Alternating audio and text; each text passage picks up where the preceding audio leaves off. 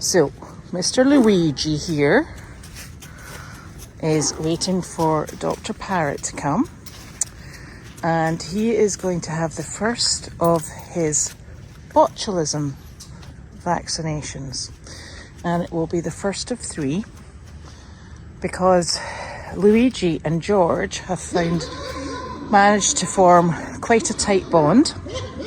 So tight that actually George was very distressed about the fact that I was taking Luigi away from him.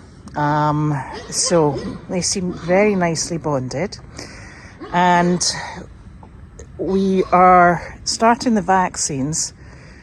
We will get 2 vaccines in, and then we will check for titers, and the titers will tell us whether or not he is actually immune. See, here's George over here, not very happy because I've got his buddy. The titers will tell us whether or not he is actually immune to botulism, at which point he'll be ready to go home with Mr. George over here. We better go see George, Luigi, because he's not a happy bunny. There we go. There you go, George. He's coming back. Won't be long.